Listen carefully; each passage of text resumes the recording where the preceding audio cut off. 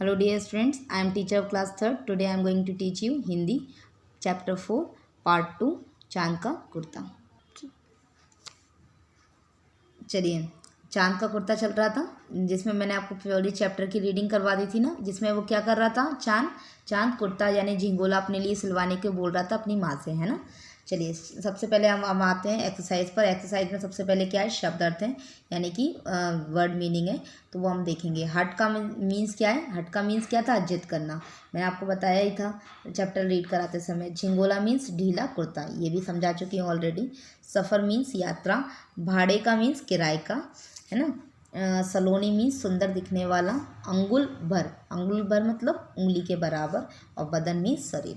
ये तो मैंने ऑलरेडी चैप्टर रीड कराते समय और समझाते समय आपको एक्सप्लेन कर ही दिए थे। अब आते हैं प्रश्न उत्तर पर। मौखिक क्वेश्चन है, लेकिन हमें वन वर्ड में इनका आंसर देना है, मतलब अपने तरीके से इनका आंसर देना है, वेरी शॉर्ट तरीके से। तो चांद ने क्या हट की थी, चांद ने क्या हट की थी, तो चांद ने क्या हट की थी, चांद ने एक झिंगोला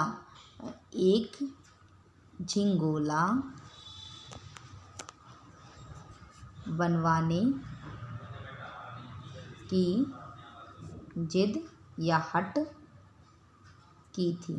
ठीक है, आप ना किसी भी तरीके से अपने हिंदी का आंसर दे सकते हैं, नोट्स के तरीके से भी, आप अपनी लैंग्वेज में जो आपको समझ में आए, लेकिन आंसर उसका मीन्स करेक्ट निकलना चाहिए। ठीक है, चलो ठीक है। अब हम नोट से ही मैं आपको पढ़ाती हूँ ताकि कोई कन्फ्यूज़न ही नहीं होगा कि मैम ने कैसे लिखवाया और मैंने कैसे करा। तो सेकंड क्वेश्चन क्या था हमारा, चांद अपने लिए एक झिंगोला क्यों बनवाना चाहता था, क्यों बनवाना चाहता था। रात में ठंडी हवा से बचने के लिए चांद अपने लिए एक झिंगोला बनवाना चाहता था, है ना। याद आ रहा है चैप्टर, यस। झिंगोला बनवाने में माँ को क्या कठिनाई थी, क्या कठिनाई हो रही थी उसको, उसका साइज एक जैसा नहीं था। चांद का आकार हमेशा परिवर्तित होता रहता है, इसलिए माँ को झिंगोला बनवाने में कठिनाई थी या कठिनाई हो रही थी। अब आते हैं सही answer, tick the correct option. चांद ने किससे प्रार्थना की थी, माँ से या पिता से, किससे प्रार्थना की थी, माता से। राइट आंसर इज माँ। नेक्स्ट, चांद अपने लिए झिंगोला कैसा बनवाना चाहता था, कैसा बनवाना चाहता था, रेशम का या ऊन का, रेशम का या ऊन का, ऊन का। नेक्स्ट, क्या चांद रोज एक सा रहता है, हाँ या नहीं, नहीं, चांद एक जैसा नहीं रहता ना। इन लाइनों को पूरा करना है। आसमान का डैश और ये है जाड़े का, आसमान का क्या है, आसमान का सफ़र और ये मौसम है जाड़े का। ना बन सका तो मंगवा दे कोई कुर्ता भाड़े का। बच्चे की बात सुन माता ने कहा, अरे सलोने, कुशल करे भगवान, लगे ना तुझको जादू टोने। अब फिर से क्वेश्चन आंसर आ गए, इन्हें भी हमें आंसर देना है। हट कर बैठ, सॉरी क्वेश्चन नहीं है, उदाहरण को समझो और दी हुई लाइनों को फिर से लिखो। क्या दिया है, हाँ, इस क्वेश्चन को मतलब इस लाइन को आपको समझने कर अपनी भाषा में लिखना है इसको।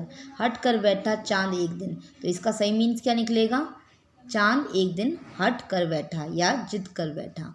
सिलवा दे माँ मुझे उनका एक मोटा झिंगोला, तो क्या मीन्स निकलेगा, माँ मुझे उनका एक मोटा सा झिंगोला या कुर्ता सिलवा दे।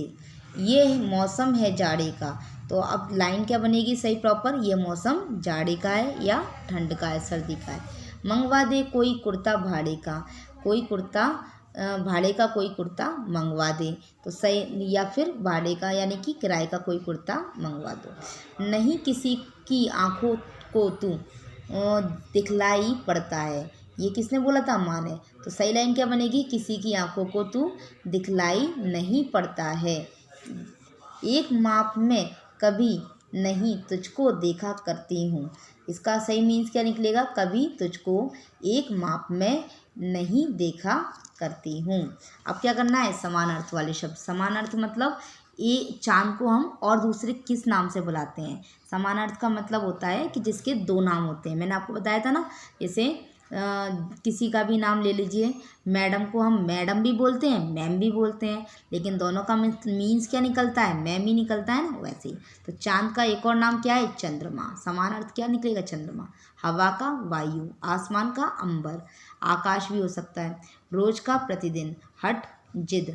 माता को हम क्या बोलते हैं, माँ भी बोलते हैं। यात्रा को भ्रमण या और भी चीज़ें हैं, हाँ, भ्रमण या फिर सफ़र। भगवान, प्रभु, भगवान को हम और किस नाम से बुलाते हैं, प्रभु। बदन, शरीर। कुर्ता को हम क्या बोलते हैं, झिंगोला। इस तरीके से मैंने ये 4th चैप्टर का पूरा कंप्लीट हो गया है। रीडिंग हो गई, एक्सरसाइज हो गई, आप इसे लर्न करके और मैम जो भी होमवर्क दे उसे कंप्लीट करके दीजिए। Okay, thank you.